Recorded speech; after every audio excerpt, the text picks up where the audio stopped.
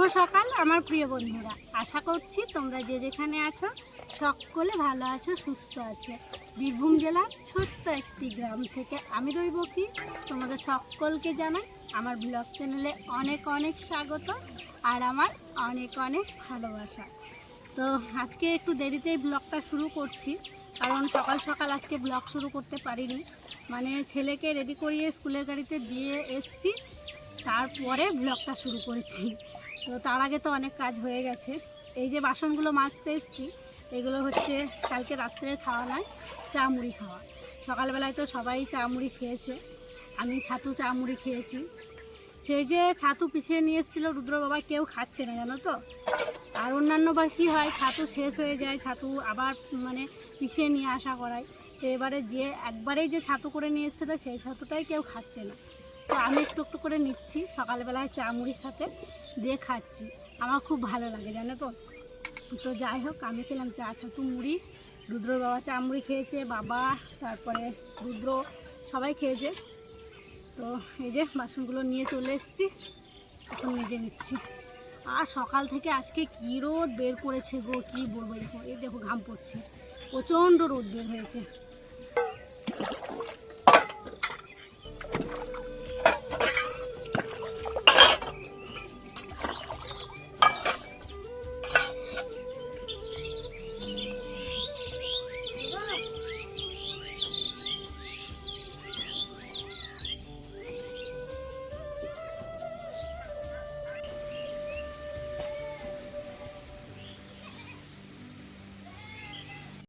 বাসনগুলো মাজা ধোয়া করে ঘরে রাখলাম।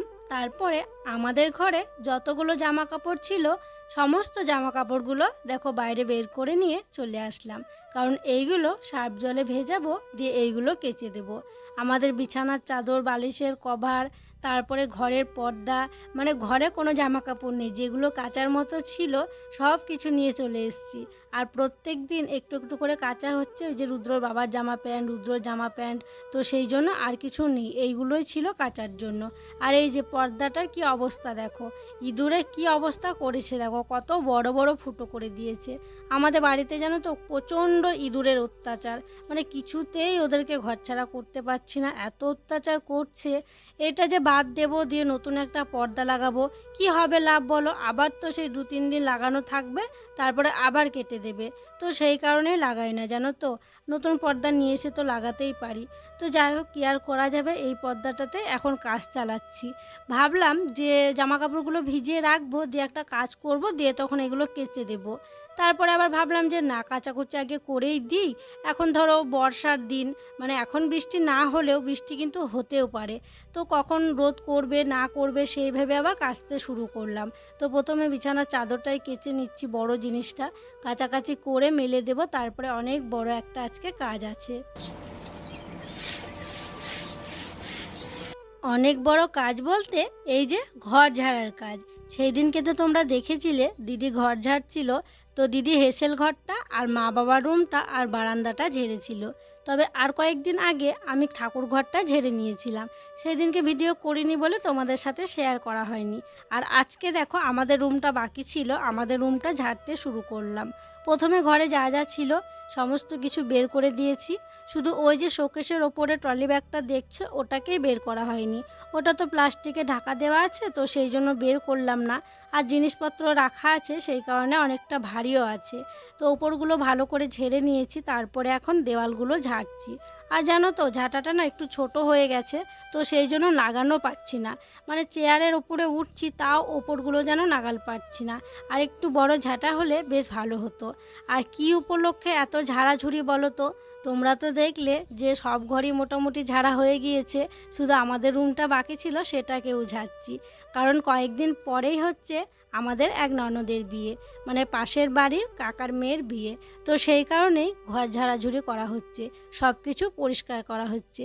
কি হয় জানো তো আমাদের গ্রামে, এই যে মানে যাদের বাড়িতে বিয়ে তাদের বাড়িতে আত্মীয় স্বজন আসবে, তো তারা কিন্তু আমাদের বাড়িতেও আসে, থাকে, আসা যাওয়া করে। তো সেই কারণে ঘর দুয়ার পরিষ্কার রাখতে হয়। আর কি বলো তো, এমনিতে তো পরিষ্কার থাকে, তবে কেউ যদি আসবে শুনি বা কোনো বিয়ে বা কোনো পুজো হয় তখন তো সবাই আর কি ঘর দুয়ার পরিষ্কার করে, করে, তাই না? আর কী হয় বলো তো, গ্রামে যাদের বাড়িতে বিয়ে শাদী হয় তাদের বাড়িতে অনেক আত্মীয় আসে, তো তখন পাশের বাড়িতে ওরা আর কি থাকে, রাত্রে ঘুমায়, তো সেই কারণে আরোই আর কি পরিষ্কার পরিচ্ছন্ন রাখতে হয়। শুধু আমরা রাখি বলে তাই নয়, আমাদের যখন কোনো অনুষ্ঠান হয় তখন কিন্তু আমাদের যারা পাশের বাড়ি আছে তারাও ঘর দুয়ার পরিষ্কার করে রাখে। তো যাই হোক, সমস্ত আমার ঝাড়াঝুড়ি হয়ে গেছে, ভালো করে সব কিছু ঝেড়ে নিয়েছি। প্রথমে তাকগুলো মুছে নিলাম, তারপরে এই যে জানালা মুছে নিলাম, এখন দেখো খাটগুলোকে মুছে নিচ্ছি, সব একদম পরিষ্কার চকচকে করছি। তো অনেকটা দেরিও হয়ে যাচ্ছে, এদিকে রান্নাবান্না করতে দেরি হয়ে যাবে। তবে ওই যে একবার যদি ঘর পরিষ্কারের কাজে লাগি, আমি ভেবেছিলাম যে শুধু ঝাড়াঝুড়ি করে এখন রেখে দেব, এখন মোছামুছি করব না, সন্ধেবেলায় মুছবো। তো কি আর মনে হলো যে না, কেমন কেমন একটা লাগছে, না মুছলে এখনই মুছে দিই, তাই মোছামুছিটা শুরু করে দিয়েছি। তো চলো তাড়াতাড়ি মোছামুছি কমপ্লিট করে নিই, তারপরে আবার রান্নাবান্না আছে। সব কিছু মোছামুছি করে তারপরে আমি স্নান করে নিয়েছি, আর এখন স্নান করে এবার শাড়িটাকে মেলে দেব। আর বিছানার চাদরটা তো কোন সকালে কেচে দিয়েছি, একদম শুকিয়ে গিয়েছে। আর আজকে রোদটা দেখো, চারপাশটা দেখে তোমরা বুঝতেই পারছো যে কত পরিমাণে আজকে রোদ উঠেছে। আর ওই যে ছোট ছোট যে বালিশের কভারগুলো আছে সেগুলো আমি টিনের চালে মেলে দিয়েছি, তো ওগুলোও হয়তো শুকিয়ে গেছে, তবে আরেকটু থাক, যদি একটু একটু ভেজা থাকে, তো সেই কারণে এখন আর তুলবো না। চাদরটা শুকিয়ে গিয়েছে, আর বাতাসও দিচ্ছে জানো তো, মাঝে মধ্যে যদি বাতাসে পড়ে যায় ধুলোই সেই গড়াগড়ি যাবে, তো সেই জন্য চাদরটা তুলে নিলাম আর কাপড়টাকে মেলে দিলাম। তাড়াতাড়ি করে সবজি পাতিগুলো কেটে নিয়েছি, গাছে কয়েকটা কেদুরি হয়েছিল সেগুলো পারলাম, পেরে এই যে কেটে নিয়েছি। আর ওখানে দেখছো ঢ্যাঁড়স আছে, আলু আছে, আর এখানে আলু সিদ্ধ করতে দেবো, আলু ঢ্যাঁড়স, তো সেই জন্য সেটা রেখেছি। সব কিছুতে এখন জল দিয়ে দিচ্ছি। উনুনটা এখনও দেখো ধোয়া হচ্ছে, ভালো মতো ধরেনি, তবে হাঁড়ির দিকটায় দেখো আগুন বের হচ্ছে, কিন্তু কড়াইয়ের দিকটা এখনও আঁচ আসতে শুরু করেনি। তো যাই হোক, আস্তে আস্তে চলে আসবে। এই যে কেদুরিগুলো জল দিলাম, তোমরা তো দেখলে। কেদুরিগুলো দেখো এখন কড়াইয়ে দিয়ে দিচ্ছি, হালকা সিদ্ধ করে নেব। বেশ মোটা মোটা করে কাটা হয়েছে, আর শুধু যদি তেলে ভাজতে যাই অনেকক্ষণ সময় লাগবে ভাজতে, জানো তো। একটু যদি হালকা সিদ্ধ করে নিই তারপরে ভাজি, তাহলে বেশ ভালো ভাজা হবে, তো সেই জন্য সিদ্ধ করেই ভাজি। তো এই যে দিয়ে দিলাম, এখন জল দিয়ে দেব। কি গরম গো আজকে, প্রচণ্ড গরম, এত রোদের ভোল্টেজ কি বলবো।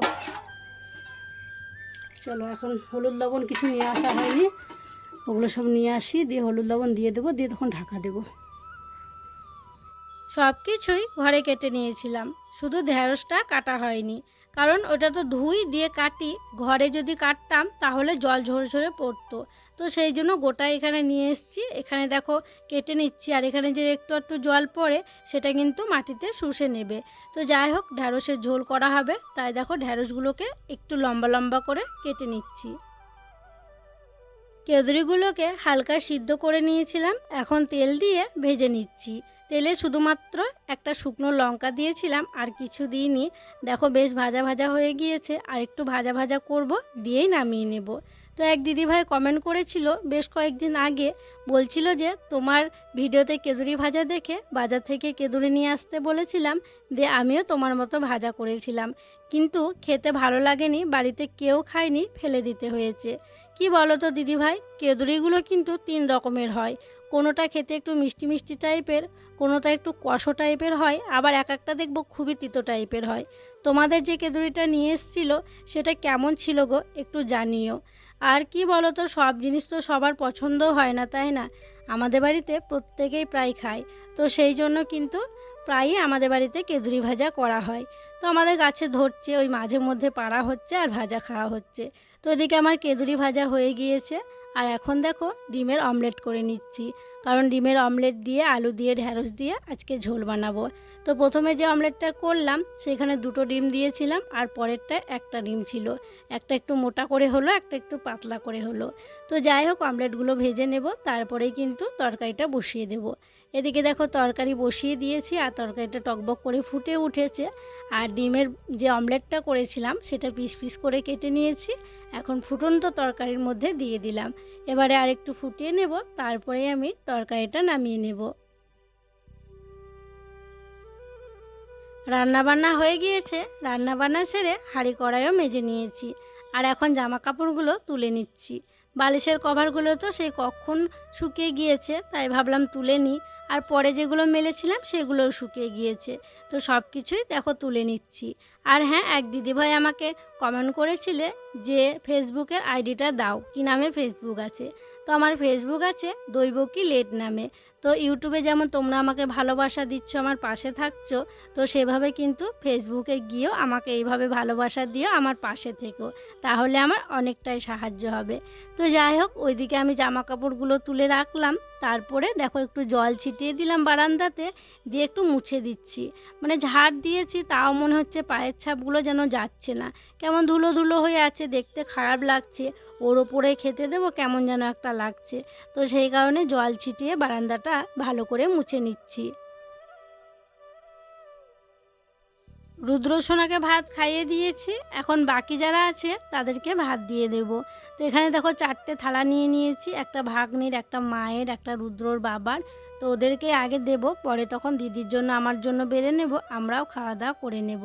তো বাটিতে করে দেখো ভাত তুলছি, কারণ আমার মনে হয় হাতার থেকে বাটিতে তোলাই ভালো, কারণ হাতায় তুলতে গেলে অনেক কবার তুলতে হয়, আর বাটিতে তুললে বেশ দুবার দিলে আর কি হয়ে যায়।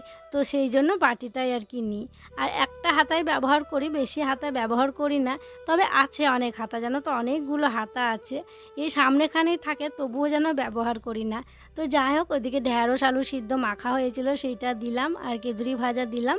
আর এবারে দেখো ডিমের অমলেট দিয়ে, ঢ্যাঁড়স দিয়ে, আলু দিয়ে যে ঝোলটা করেছিলাম সেটা দিচ্ছি। পাতলা পাতলা করে করেছি, আর গরমের দিনে এই পাতলা পাতলা তরকারি খেতে বেশ ভালো লাগে। সবার জন্য প্রথমে ভাত বেড়ে নিলাম। তো প্রথমে মাকে দিয়ে দিয়েছি, তারপরে দেখো বাবাকে দিয়ে দিলাম, এবার ভাগ্নিকে দিয়ে দেব, আর রুদ্র বাবাকেও দিয়ে দেব। তো তারপরে ওরা খাবে কিছুক্ষণ, দিয়ে খাওয়া হয়ে গেলে তখন আর একবার ভাত দেখিয়ে দেব, ভাত নেবে কি না নেবে। রুদ্র বাবা তো নেয় না, ওকে একবার যা দিই ওর তাই আর কি, তাই ও খায় না, জানো তো, এত অল্প খাবার খায় ও, একটু করে ভাত খায়। তো বাবা অল্প একটু নেয় দ্বিতীয়বারে যখন দেখায়। তো যাই হোক, ওদের খাওয়া হোক, তারপরে চলো আমরাও খেয়ে নিই। খাওয়া দাওয়া করলাম, খাওয়া দাওয়া করে যে সমস্ত কাজগুলো ছিল, বিকেলের কাজ, খাওয়া দাওয়ার পরে যে কাজগুলো থাকে সে সমস্ত কাজগুলো করে নিয়েছি। তারপরে রেডি হয়ে গেছে ব্যাংকে যাওয়ার জন্য। এই যে ব্যাংকের পাস বই হাতে নিয়ে নিয়েছি। তো কি বলবো, হাসবো না দুঃখ করব তাই বুঝে পাচ্ছি না। অনেকেরই দেখছি টাকা ঢোকেনি, অনেকে অনেক ভিডিও আসছে, মোবাইল খুললে শুধু ওই অন্নপূর্ণা যোজনা, অন্নপূর্ণা যোজনা ওই ভিডিওই আসছে। তো যাই হোক, যাই দেখি। অনেকে আবার এটাও বলছে যে আমার মেসেজ আসেনি তাও টাকা ঢুকে গিয়েছে। তো সেই আশাতেই যাচ্ছি, আমারও যদি ওইরকমটা হয়, আমার ধরো মেসেজ আসেনি, মেসেজ না আসে যে টাকা ঢুকে গিয়েছে, তো তোমরা আশীর্বাদ করো যেন আমার টাকাটা ঢুকে যায়, কারণ টাকাটা খুবই দরকার। তো যাই হোক, এই যে বই নিয়ে নিয়েছি, এখন যাব। আর আমার সঙ্গে যাচ্ছে শ্বশুরমশাই, রুদ্রর বাবাও যাচ্ছে, বাবাকে আর বরকে সাথে নিয়ে যাচ্ছি। তো চলো আর দেরি করবো না, যাই, কারণ বুঝতেই পারছো এখন অনেক ভিড় হবে। এই যে টাকা তোলা, মানে আমি যেমন যাচ্ছি চেক করতে, অনেকের মেসেজ আসেনি বলে যাচ্ছে, কেউ আবার মেসেজ এসছে বলে যাচ্ছে, এইভাবে কিন্তু অনেক ভিড় হবে এখন, বুঝতেই পারছো। আর যে কোনো সময়ই দেখবে মাসের আর কি প্রথম দিকে খুব ভিড় হয় ব্যাংকে। তো ভিড় হলে এখন মনের সংশয়টা দূর করার জন্য যেতে হবে। তো চলো যাওয়া যাক, রুদ্র যাবে বলছে, ও এমনিতে কোথাও যায় না ডাক্তার টাক্তার দেখাতে গেলে, তো আজকে যাবো বলছে, ছেলেটাকে নিয়েই যাবো। গিয়ে দেখি যে কি হলো, না গেলে তো কিছু জানতে পারবো না যে ঢুকলো না কি। তো ঢুকলো না যাবো, তারপরেই কিন্তু জানতে পারবো, আর কি হচ্ছে না হচ্ছে সেটাও তোমাদেরকে জানাবো। টোটো চলে এসছে, তো আমি তো টোটোয় উঠে পড়েছি। এখন দেখো বাবা আসছে, বাবাও উঠবে। আর বললাম না রুদ্রকে নিয়ে যাব, তো আমাদের সঙ্গে দেখো রুদ্রও যাচ্ছে। তো যাই হোক, চলো যাই এখন। আর প্রচণ্ড রোদ, তোমরা তো দেখতেই পাচ্ছ, 5টা বেজে গিয়েছে, তাও দেখো কেমন রোদ, মানে প্রচুর রোদ। আর মেঘটা দেখতে কিন্তু খুব ভালো লাগছে, ওপরে মেঘটা যেমন দেখতে ভালো লাগছে, নিচে দেখো সবুজগুলো দেখতেও ভালো লাগছে। তো যাই হোক, একদিকে বসেছে রুদ্র আর বাবা, আর একদিকে বসেছি আমি আর রুদ্রর বাবা। তো যাই হোক, চলো যাই, গিয়ে দেখি কি হচ্ছে না হচ্ছে, সবটাই কিন্তু তোমাদের সাথে শেয়ার করব। এদিকে আমি যাচ্ছি আর ভাবছি যে কি হবে কি হবে, সেটা ভাবতে ভাবতেই যাচ্ছি। আমরা ব্যাংকে গেছিলাম, তো এখন হচ্ছে বাড়ি যাচ্ছি। আর বাড়ি যাওয়ার পথে রাস্তায় একটা খাবারের দোকান ছিল, তো বাবা রুদ্রকে বলল যে ভাই কিছু খাবে, তো রুদ্র বলল হ্যাঁ খাবো। দিয়ে ওরা দেখো নামলো, নেমে রুদ্রকে বাবা নিয়ে গেল, দিয়ে জিজ্ঞাসা করলো কি খাবে। তো রুদ্র দেখো এখানে নিয়েছে চিকেন পকোড়া, ও খাচ্ছে চিকেন পকোড়া। আর বাড়ির সবার জন্য নেওয়া হয়েছে চপ। এইমাত্র ব্যাংক থেকে বাড়ি এলাম, বাড়ি এসে জল টল খেলাম, হাত মুখ ধুয়েছি, তারপরে এসে একটু ফ্যানের হাওয়ায় বসলাম। আর তোমাদেরকে তো বলেছিলাম যে টাকা ঢুকুক বা না ঢুকুক, কি হলো না হলো সবটাই তোমাদেরকে বলবো।